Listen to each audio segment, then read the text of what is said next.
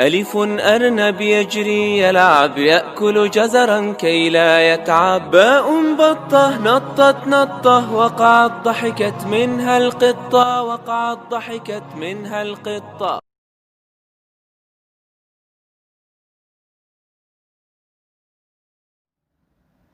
بسم الله الرحمن الرحيم. الحمد لله والصلاة والسلام على رسول الله. Assalamu alaikum wa rahmatullahi wa barakatuh.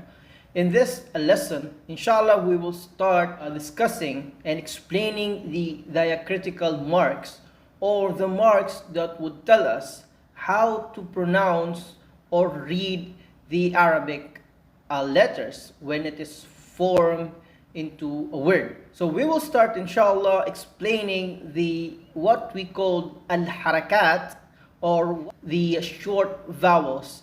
So these are marks and not necessarily a letter. That's why it is called the vowel marks.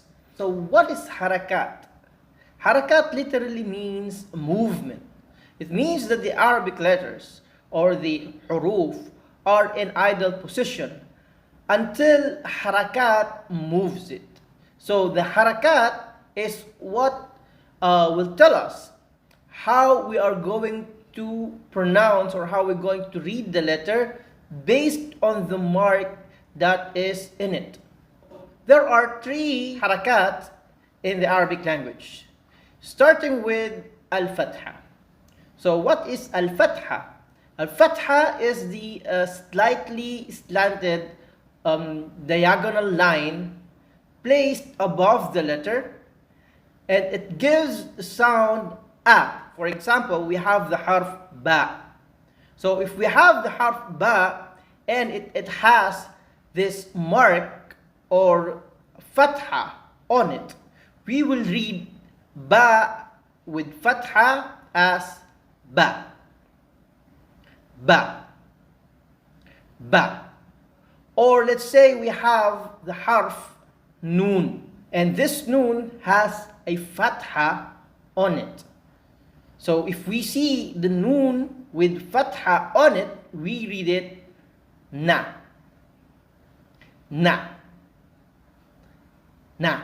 It is called fatha, and the meaning of fatha literally means an opening. It is called fatha because whenever we pronounce a letter with fatha, it keeps or it leaves our mouth open while we pronounce this letter. For example, we say ba, we say ta, a, ba, ta, tha, ja, ha, kha, da, dha, ra, za, sa, sha, sa, da, ta, dha, a, gha, fa, qa, ka, la, ma, na, ha, wa, ya. So as you can observe, my mouth was always open when I recited or when I pronounced the letters with fatha.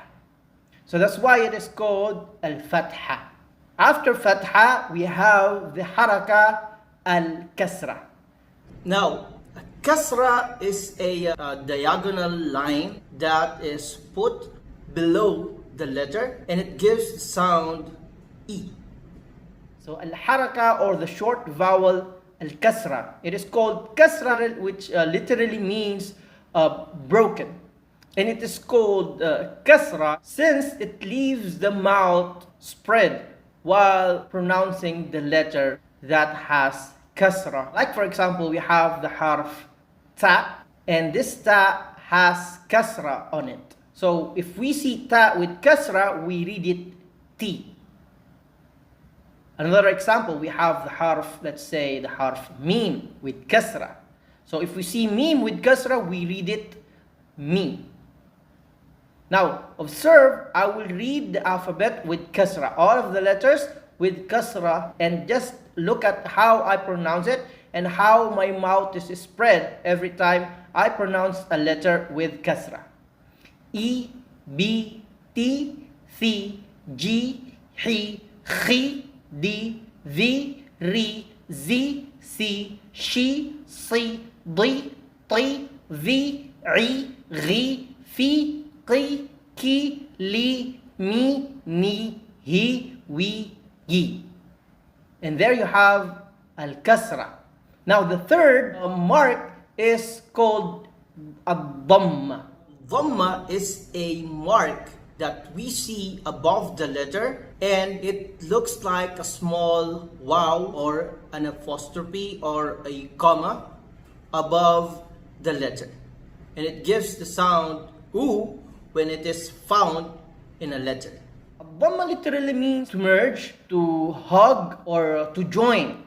Now, it is called dhamma because it makes the lips join, the upper and the lower lips join whenever you pronounce a letter that has a dhamma. For example, we have the harf jim with dhamma. So if you see jim with dhamma, you read it ju. Ju. Ju. Another example we have, let's say, the harf sin. So sin with dhamma, we read it su. Su. Su. Now, again, observe my mouth or how I pronounce the letters with dhamma. U, bu, tu, thu, ju, hu, khu, du, dhu, ru, zu, su, shu, su, du, tu, dhu, ru, gu, fu, qu, ku, lu, mu, nu, hu, wu, yu. Now as you can see, I didn't move my lips. It remained rounded and close to each other as I pronounce the letters with dhamma. So that's why it's called dhamma. So these are the three harakat or the three short vowels. So now why did we translate it as short vowels? Why? Because there is what we call the al-mudud, or can be translated as the long vowels. I mean, to understand it more, the harakat was translated into short vowel since it can have an extension in the form of al-mudud. Now, al-mudud, unlike the harakat, which are basically diacritical marks, the al-mudud are partly letters, or their forms are like of the letters, but it is actually an extension of the haraka that preceded it, or its partner from the harakat. Now to explain it more, we have the short vowels fatha, kasra, and dhamma. Fatha, that gives the sound a, kasra, that gives the sound e, and dhamma, that gives the sound u. And this harakat is translated as short vowels. It has a one count. When you pronounce a letter with this harakat, you will pronounce it in one count. Like for example, we have the harf ba, ta, ja, ha, ma, na. Any letter that has a harakat will have a one count when you pronounce the letter. But when you find this al-mudud and when you see these letters, it will give, or it will make the pronunciation of that letter into two counts. And that's what makes it a long vowel. That's why it is translated as a long vowel. Now, since we have three harakat or the short vowels, the long vowels are three in numbers as well. And they are partners to what we already have in the harakat, or what we already have as short vowels. Like we have the fatha, and its extension is the alif, the mad alif.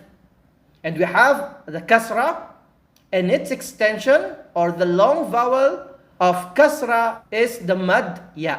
And we have the haraka dhamma, and its long vowel or its extension is the mad waw. So if we see these long vowels, and as we have explained, when you pronounce the letter with a mad, it will, you have to pronounce it in two counts. Like for example, we have the harf ba with fatha. Ba with fatha, we read it as ba. Now, if we have this extension and we have the mad alif, since it is the extension of fatha, I mean, you cannot put wow or you cannot put ya as an extension since the haraka is fatha. Therefore, its extension or the long vowel for fatha is alif. So we write ba, fatha, and then we connect the alif after the ba. And it reads ba, ba in 2 counts. So we have ba with fatha without long vowel, we read it ba. And if it has a long vowel alif, we read it ba. Another example, we have, let's say, the harf kha. So kha with fatha, we read it kha. If it has a long vowel or it has an extension alif, we read it kha, kha, kha. Now we go to the kasra. Kasra is the short vowel, and its extension or the long vowel for kasra is ya. So we will write or connect the ya after the letter that has kasra. When you find ya preceded by a harf with kasra, we pronounce the letter or we read the letter in 2 counts. Let's say we have the harf shin with kasra, we read it shi. With the long vowel ya, we read it she. Let's say we have the letter ha with kasra, he. With the long vowel ya, we read it he. Now the last haraka, which is dhamma, its long vowel or its extension is the mad waw. And as we have explained, dhamma gives the sound u. And with its extension or the long vowel waw, we read it 2 counts. So let's say we have the harf mim with dhamma, we read it mu. And with its extension, with the long vowel waw, we read it mu. Let's say we have the harf ya with dhamma, we read it you. With the long vowel or its extension, the mad waw, we read it you. So these are the short and long vowels, al-harakat and al-mudud. After you learn the al-harakat or the short vowels and al-mudud or the long vowels, this would be your first step in reading the Arabic words. There are other diacritical marks that inshallah we will discuss in the next lesson. Until then, Assalamu alaikum wa rahmatullahi wa barakatuh.